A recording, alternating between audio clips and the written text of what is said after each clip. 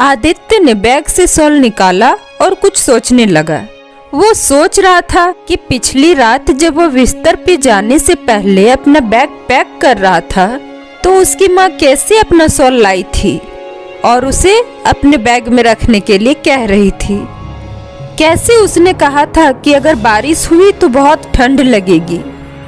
करीब 1 घंटा से अधिक समय से पहले एक छोटे से स्टेशन पर ट्रेन खड़ी थी।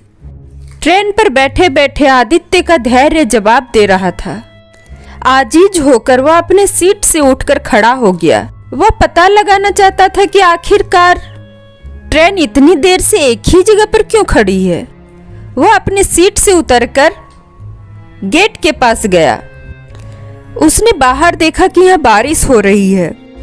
फिर आदित्य अपने सीट पर जाकर बैठ गया और अपने सिर के नीचे बैग रखकर लेट गया। काफी देर बाद उसे धीरे धीरे नींद लगने लगी।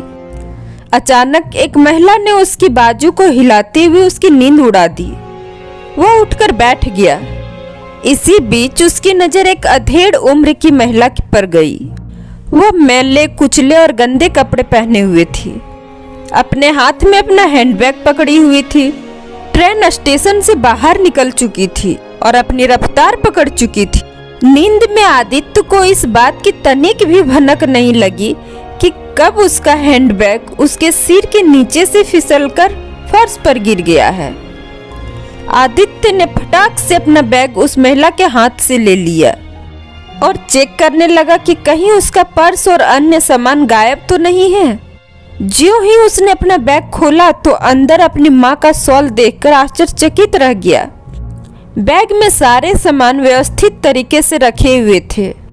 आदित्य ने बैग से शॉल निकाला और निकालकर सोचने लगा।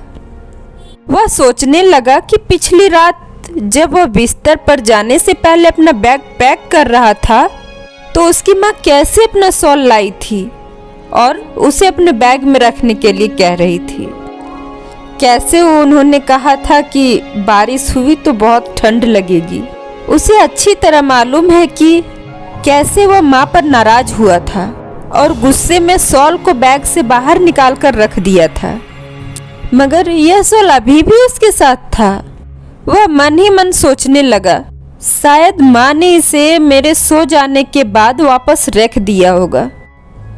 कुछ वक्त बाद जब आदित्य पानी लेने उठा तो उसने देखा कि उसका शरीर तो बुखार से गर्म हो रहा है। खुद को असहाय महसूस करते हुए उसने तुरंत अपनी माँ को कॉल किया और बोला, माँ, कल रात तुम मुझे कुछ मेडिसिन का पैक देना चाह रही थी। इससे पहले कि आदित्य अपनी पूरी बात कर पाता, उधर से उसकी माँ बोल पड़ी, बेटा, तुम्हारे सिर में दर्द है क्या? आदित्य कतई जाहिर नहीं करना चाहता था कि उसके बुखार के बारे में जानकर उसकी माँ बेवजह परेशान हो, इसलिए उसने कह दिया, हाँ माँ।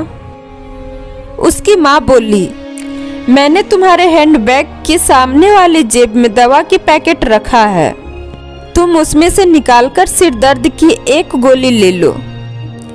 और हाँ, मैंने पैकेट में बुखार की दवा भी रख दी है, शायद कुछ खा लो। सुनो, मैंने तुम्हारे बैग में एक सैंडविच का पैकेट भी रख दिया था।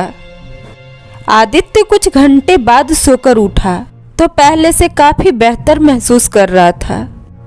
जैसे ही वह अपने पैर फैलाने के लिए उठा तो उसकी नजर गलियारे के पास बैठी एक महिला पर पड़ी। उसने अपने गोद में बच्चे को ले रखा था। खिड़की से ठंडी हवाएं आ रही थी। उसके शरीर पर फटे पुराने कपड़े इस ठंड से बचने के लिए काफी नहीं थे। आदित्य ने गौर से देखा तो पाया कि अरे, ये तो वही महिला है जिसने उससे पहले जगाया था और उसका बैग लौटाया था। बिना सोचे समझे आदित्य ने बैग से अपनी माँ का शॉल बाहर निकाला और ठंड से कांप रहे बच्चे को ओढ़ा दिया।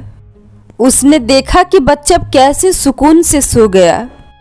आदित्य सोचने लगा, वह एक नहीं बल्कि 2 माताओं के प्यार है और स्नेह की चादर में लिपटा हुआ था। माँ के प्यार की तपिश ही कुछ ऐसी है। दोस्तों, ये माँ की प्यार का कहानी आप सबको कैसा लगा? एक माँ ही है जो हमारे जीवन में हमारे लिए बहुत कुछ करती है और कभी जताती भी नहीं है। दोस्तों, ये कहानी आप सबको कैसी लगी? प्लीज प्लीज प्लीज कमेंट करके ज़रूर बताएं।